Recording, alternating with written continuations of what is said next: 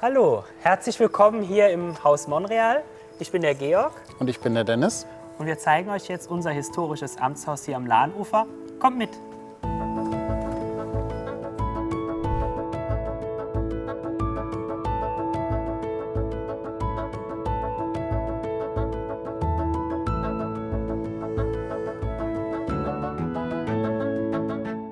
Hier im zweiten Stock beginnt unser privater Bereich. Und hier haben wir den ältesten Teil, die Bruchsteinwand von 1424 hat Dietrich von Monreal hier sein Amtshaus gebaut. Wir sind froh, dass es immer noch steht. Ein großer, langer Zuganker hält jetzt schon seit über 100 Jahren das ganze Haus zusammen.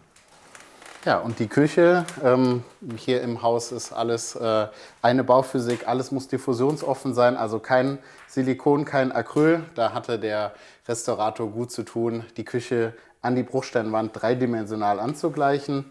Aber wir finden, es hat sich absolut gelohnt.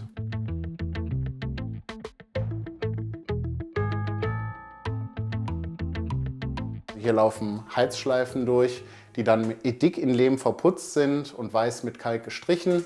Und das ist, wie gesagt, alles diffusionsoffen, alles kann atmen, sodass wir hier auch nie Probleme mit Schimmel haben.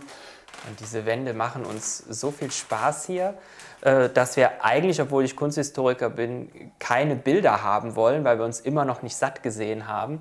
Aber ein Bild musste dann doch sein. In jedem Dietzer Haushalt hängt ein Fuchs. Rudolf Fuchs war der Maler und wir haben das große Glück gehabt, dass wir dann auch unser Haus in Öl in der Küche aufhängen konnten. Und da sind wir sehr froh über diesen besonderen Fund.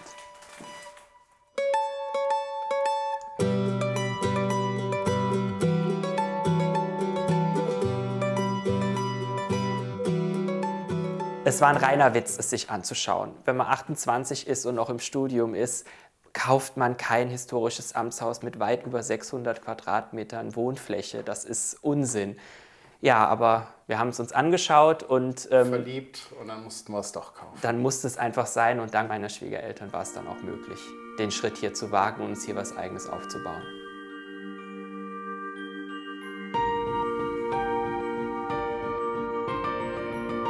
Historische Möbel sind meine totale Leidenschaft und mich beschäftigt da eigentlich ein Punkt ganz besonders. Wir sprechen heute immer von Nachhaltigkeit oder Upcycling oder ähnlich und wir sind der Meinung, es gibt eigentlich nichts Nachhaltigeres, als die Sachen genauso weiter zu verwenden, wie sie einmal produziert wurden. Das ist ein Kopenhagener Esszimmer aus dem Jahre 1926. Hergestellt in Mahagoni und der Tisch erfüllt genau die Voraussetzungen, die wir brauchen. Er wächst immer so, wie wir Besuch haben, ganz einfach mit. Und jetzt zeigen wir euch mal, wie man auch 16 Leute an diesen Tisch bekommt. Oder 20. Oder 20.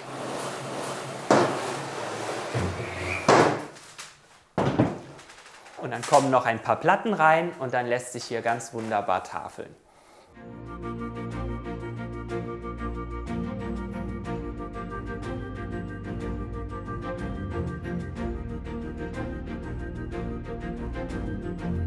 Was wir jetzt hier als Wohnzimmer nutzen, ist eigentlich die Diele, das Herzstück des Hauses. Naja, wir finden das jetzt eigentlich zu schade als Flur und deshalb nutzen wir es auch als Wohnzimmer.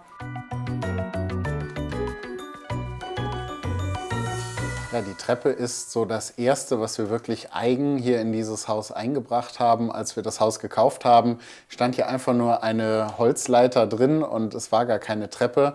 Und das Einzige, was noch da war, ist hier dieser Baumstamm, dieser Treppenbaum, die Spindel, über 8 Meter hoch, an einem Stück gearbeitet, aber es waren eben keine Treppenstufen mehr drin.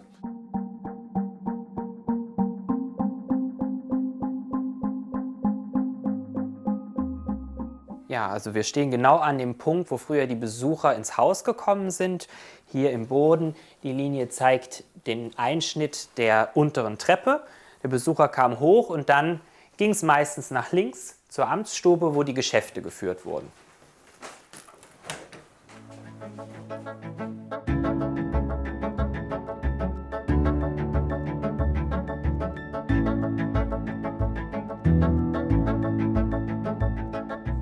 Ja, damals wurden die Geschäfte hier geführt und heute auch.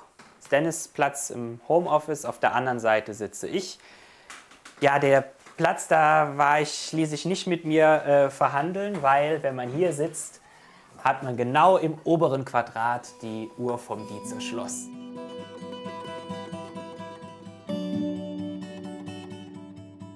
Also Dietrich von Monreal als Amtmann hat hier die Geschäfte für die Grafschaft geführt, wenn die Fürsten oder die Grafen waren in der Regel nicht vor Ort und hatten ihre Burgmann oder Amtmänner, die dann für sie hier die Geschäfte geführt haben. Also hier hat man dann auch Steuern gezahlt oder Ähnliches. Und natürlich, man hatte immer den Blick hoch aufs Schloss, wie ich jetzt auch, um zu wissen, wem man eigentlich verpflichtet ist.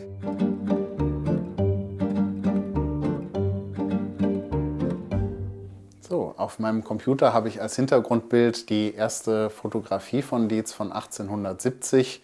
Sehr frühe Fotografie, man sieht die Lahn, man sieht die Dietzer Altstadt mit dem Grafenschloss, man sieht die Lahnbrücke und natürlich wunderbar mittig hier unser Haus.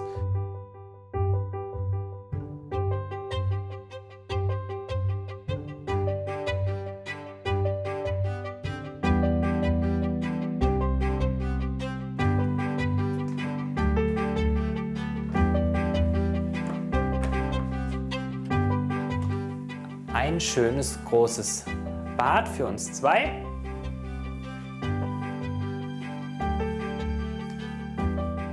Einer begehbaren Dusche.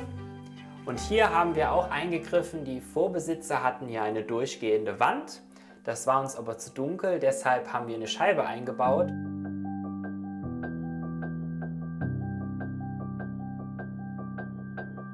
Ja, aber hier noch, bevor wir weitergehen, dieser massive Balken, Eiche hier im zweiten Obergeschoss. Ich bin immer wieder begeistert von dieser Stärke.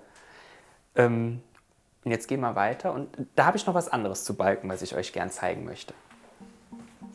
Einmal diese große Spannweite des Raumes, einmal hier durch und dann enden alle in diesen schönen Schnitzereien.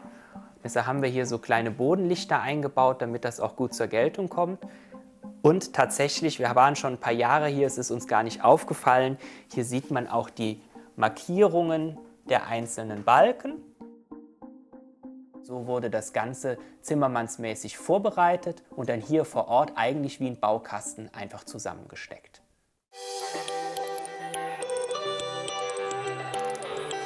Hier auf dem Weg nach oben, hier hängt die letzte Stufe von der ursprünglichen Treppe. 400 Jahre alt und genau nach diesem Muster sind dann auch die neuen Stufen angefertigt worden. In Eiche wie damals auch.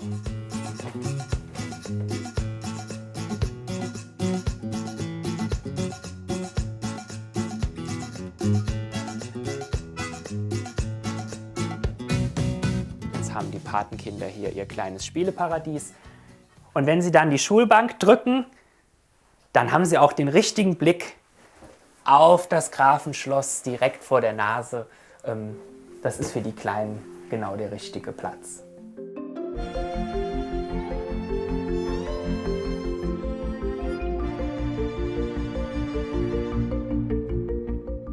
Hier wird nicht nur gespielt in dem Zimmer, sondern auch ein bisschen was gelernt. Denn das ist die älteste, noch komplett erhaltene Wand hier im Haus, auch die Tür.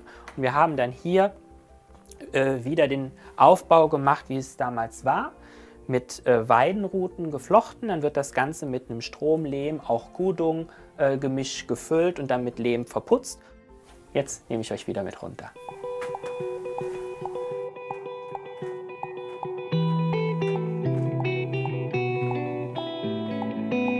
Jetzt habt ihr die Hälfte von unserem Haus gesehen. Das war unsere private Wohnung mit 300 Quadratmetern. Jetzt nehme ich euch mit in den Rest des Hauses und zeige euch, wie wir das Ganze überhaupt finanzieren.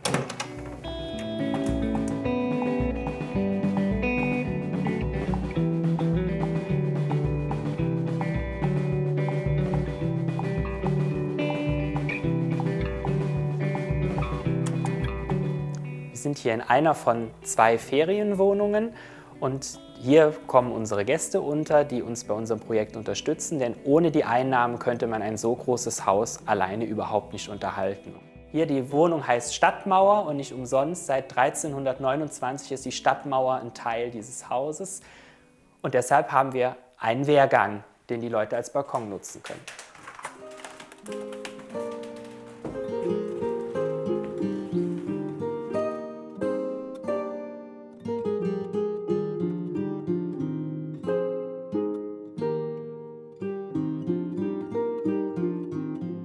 Hier kann man ganz toll sehen, was Fachwerk kann. Fachwerk arbeitet, Fachwerk lebt und das hat sich in 400 Jahren peu à peu aus dem Balken herausgearbeitet und das Ganze hält immer noch. Und das ist das Spannende, wenn hier die Kraft nicht mehr getragen wird, dann übernimmt irgendein anderer Balken diese Last. Und deshalb kann so ein Fachwerkhaus eigentlich nie einstürzen und man muss ihm einfach nur zugestehen, dass mal ein paar Risse aufkommen und dann entsprechend beiarbeiten. Und so kann dann ein Haus auch locker 400, 500 Jahre alt werden.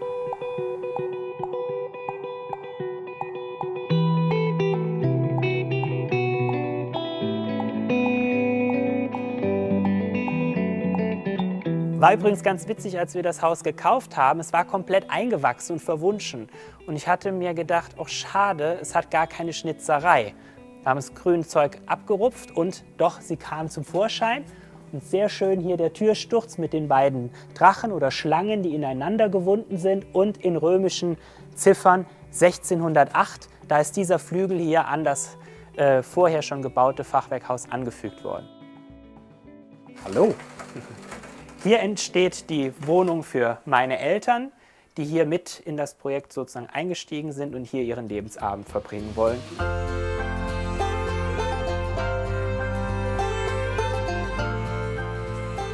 Und hier ist das Highlight in unserem Haus, ist diese Einbaumtreppe 1585 hier eingebaut in Eiche. Die hat schon einiges mitgemacht, wie man auch sieht.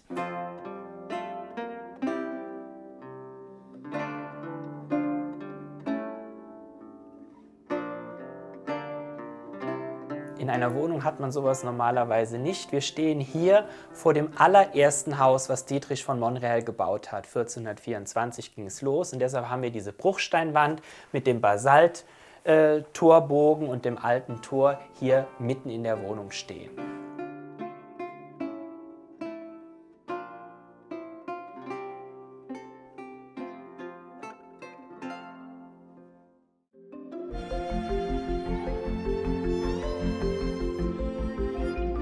Das Haus zu kaufen war auf jeden Fall die goldrichtige Entscheidung. Spannend ist, dass das Haus eigentlich die Regie für das Leben einfach übernommen hat. Also das gibt vor, was als nächstes passiert.